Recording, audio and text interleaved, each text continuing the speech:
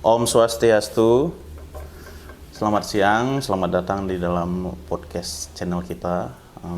Kebetulan hari ini kita perdana podcast channel Milenial Bali. Hari ini kita ada di kediaman narasumber kita yang sangat luar biasa ya. Beliau seorang politisi muda dan juga kakak ya, karena saya masih di bawah umur beliau. Jadi kita berada di kediaman dari I Gusti Agung Roni Indra Wijaya Sunaria. Oh, maaf tadi. Sebelumnya saya mengucapkan terima kasih Bligong atas waktunya dan juga tempatnya di sini memberikan kita izin ya. Nah, di sini jujur sebenarnya sudah mengikuti Bligong dari saat di Bligong sempat di Nasdem ya, Partai Nasdem itu sekitar 2018 kalau nggak salah.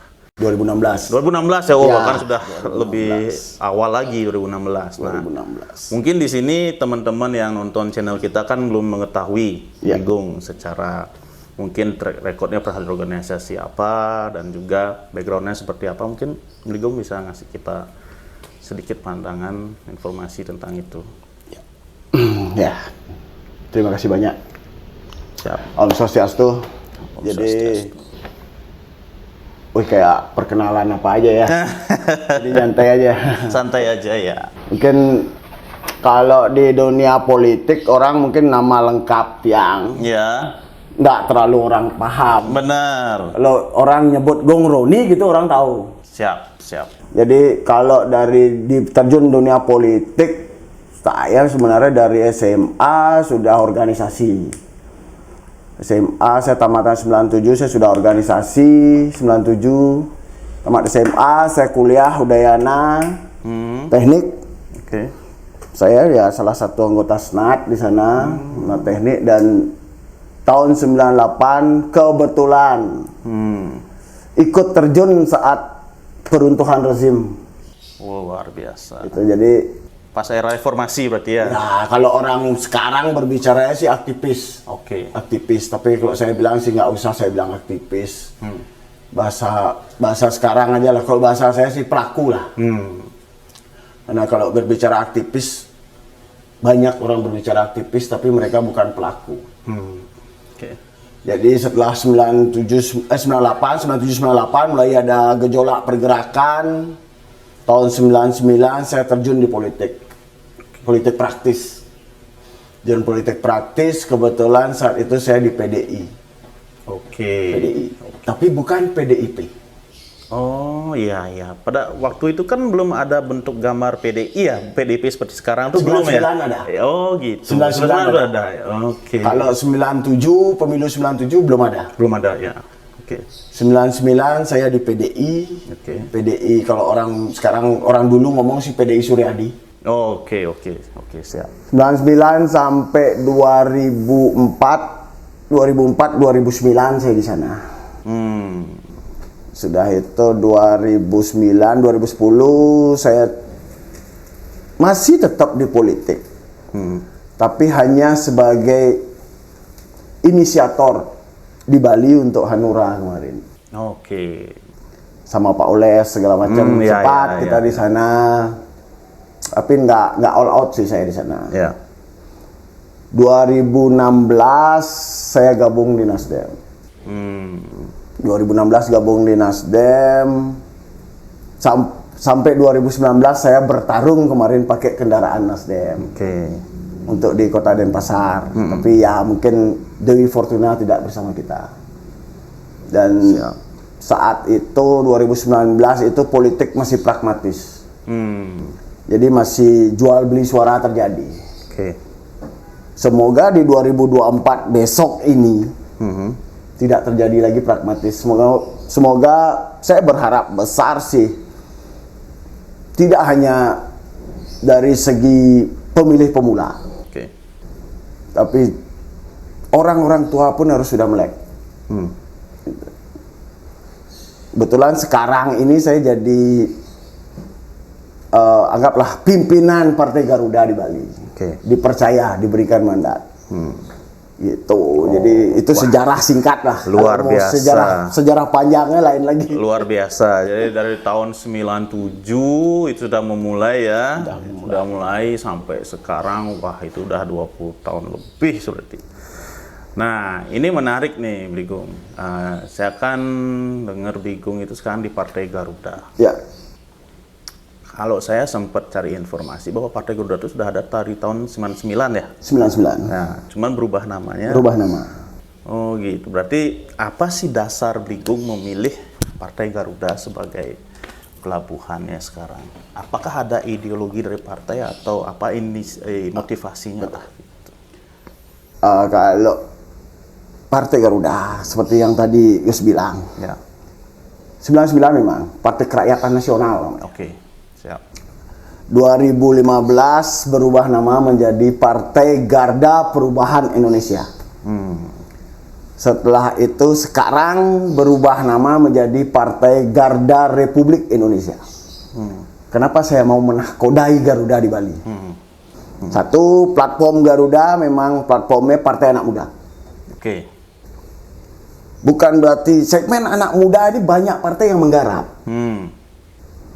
Banyak partai yang menggarap. Dari mungkin 18 partai politik yang ada sekarang, mungkin 80% menggarap anak muda.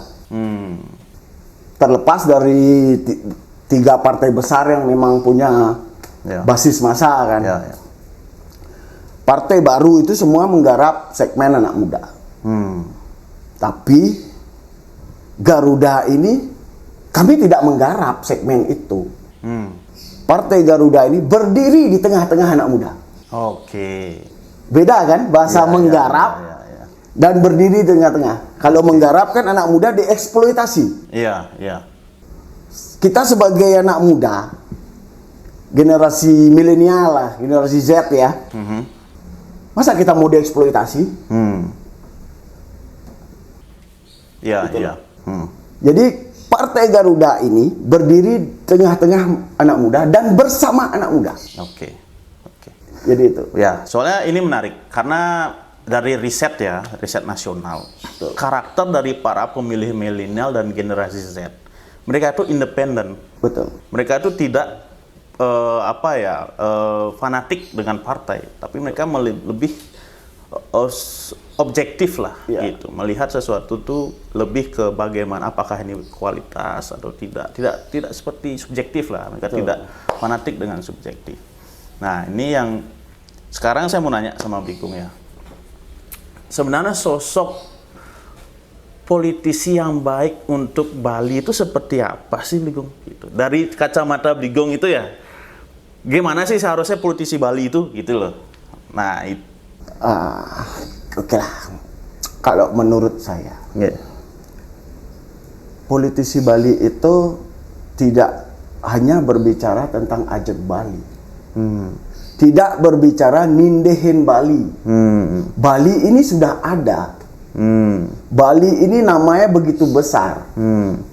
Bagaimana seorang orang Bali, jangan kita hanya berbicara politisi. Orang Bali bisa menjaga nama besarnya Bali. Modelnya satu,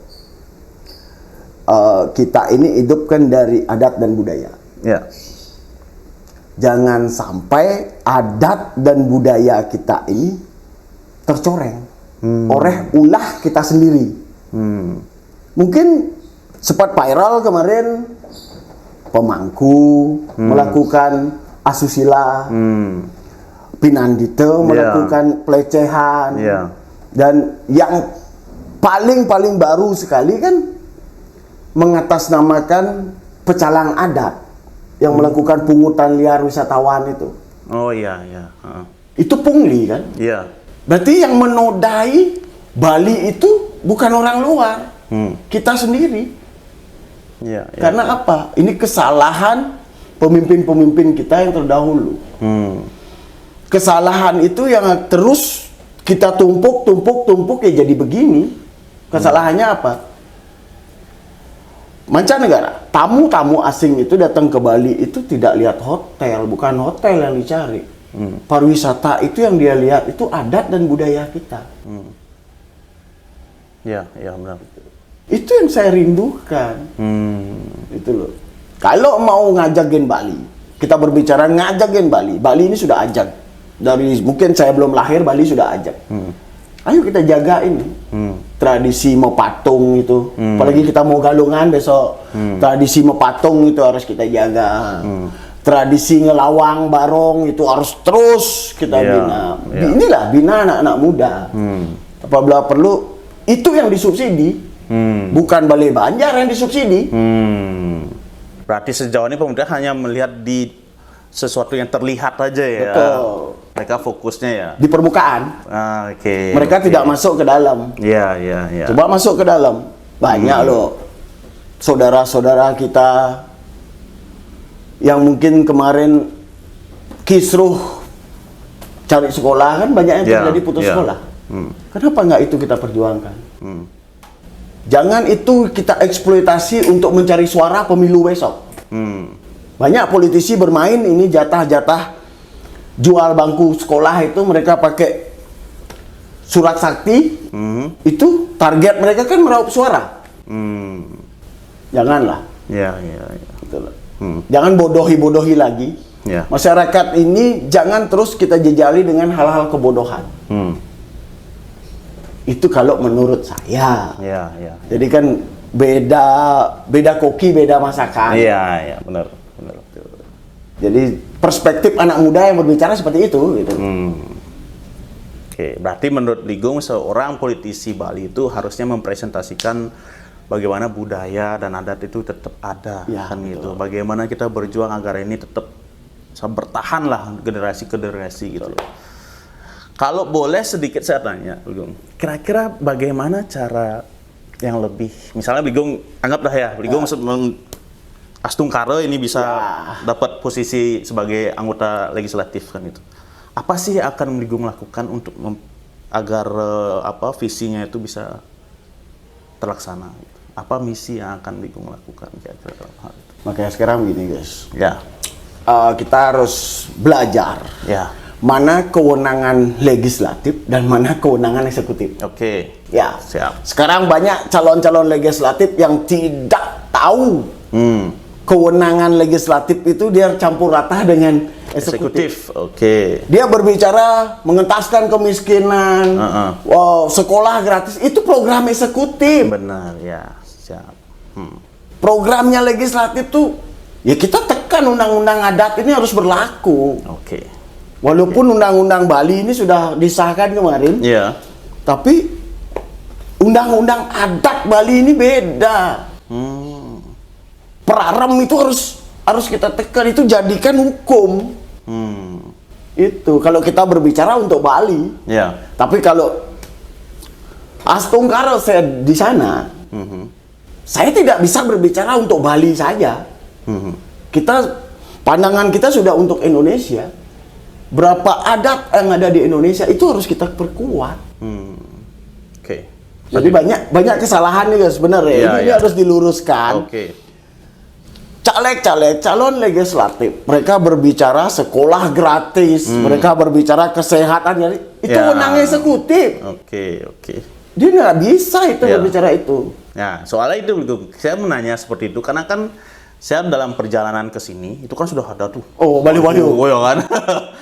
Pokoknya ini 9 program. Gitu. Jadi berarti legislatif bisa mewujudkan program ini ya kalau mereka duduk kan gitu. Kalau masyarakat awam kan melihat seperti itu. Makanya di sini dengan pengalaman Ligong di politik yang sudah dari lama gitu. Nah, jadi Ligong tuh bahkan Ligong udah bergaul juga kan dengan kalangan itu. Jadi di sini karena begini Ligong, kita dari channel ini kan kita mensupport anak-anak muda yang mau terjun juga ke politik, mau siapapun dia. Gitu. Apalagi seorang yang pengalaman seperti Ligong ini kan, itu tuh jarang loh orang Bali itu mau bener-bener militan dalam berpolitik. Jarang sekali. Beda sama zaman dulu saat zaman masih setelah kemerdekaan itu kan masyarakat masih benar-benar berjuang untuk masyarakat. Tapi kan sekarang setelah kita merdeka ya kan dan pekerjaan ekonomi semua berlomba-lomba untuk mencari ekonomi kan. Jadi orang yang ingin berkiprah dalam politik itu langka, Ligung, gitu. Betul. Gitu. Karena itu dah guys. Kalau dari Gus ngomong seperti itu, Ya. memang di era sekarang ini menjadi anggota dewan itu pekerjaan. Itu merupakan lapangan pekerjaan bagi mereka. Dia tidak betul-betul mengabdi. Karena bagaimanapun seorang legislatif itu dia harus punya konsep ngayah. Oke, ya. Kalau sekarang kan enggak. Mereka mau banyak dah sekarang berlomba-lomba menjadi legislatif dengan segala macam cara yang dia pakai. Entah mau beli suara, entah mau gimana. Ya. Itu kan investasi awal yang akan dia tarik saat dia duduk nanti. Nah, makanya itu nggak usah terkejut kalau nanti ada anggota dewan koruptor. Oh iya. Dia akan bermain proyek untuk apa? Untuk mengembalikan investasi dia. Oh, oke. Berarti bisnis jadi. Iya, karena lapangan pekerjaan. Gus. Padahal ini sebuah pengabdian harusnya. Betul. Ligung, ya. Konsep yang harus dijalanin, ya kalau bahasa Indonesia pengabdian, kalau orang Bali ngomong ngayah. Ya. Gitu loh, ngayah. Kalau zaman era sebelum baru kemerdekaan era 50-an lah. Politik itu loyalis. Kalau sekarang politik itu pragmatis. Iya, benar. Saya setuju sih dengan pandangan Ligong seperti itu. Karena kita lihat memang apa ya? Saya tuh kadang-kadang tersentuh Ligong. Karena begini, saya kan pernah berbicara juga dengan para pejuang kan gitu ya zaman itu. Zaman itu tuh beliau itu sudah keluar rumah saja mereka udah siap bahwa nyawanya itu jadi taruhan. Gitu. Betul. Begitunya mereka untuk memperjuangkan sebuah kemerdekaan gitu Ligong ya. Sekarang dengan apa ya zamannya setelah kemerdekaan justru gimana ya jiwa-jiwa yang seperti itu malah berkurang Ligong. Jiwa yang ingin mengabdikan dirinya untuk berkorban untuk kepentingan masyarakat itu yang berkurang. Gitu. Udah nggak ada malah. Malah sudah nggak ada. Bukan berkurang lagi, sudah nggak ada. Jarang sekali. Sekarang seperti Gus lah, channel Gus ini bangkitkan rasa itu. Ya. Rasa nasionalis itu bangkitkan. Ya. Kita berbicara nasionalis. Buat apa dong berbicara nasionalis? Lagu Indonesia Raya aja nggak apa. Pancasila apa? Coba suruh nyanyi K-pop, apal semua. Itulah yang terjadi di Bali, Ligong. Kita juga melihat ya pengaruh globalisasi, Ligong. Nah, ini juga satu pertanyaan ya. Bali ini kan menjadi jendela, Ligong. Jendela masyarakat Indonesia ke dunia internasional. Gitu. Dari pandangan Ligong ya, ini kan saya melihat bahwa Bali hidupnya, lifestyle-nya itu justru ke barat-baratan. Gitu.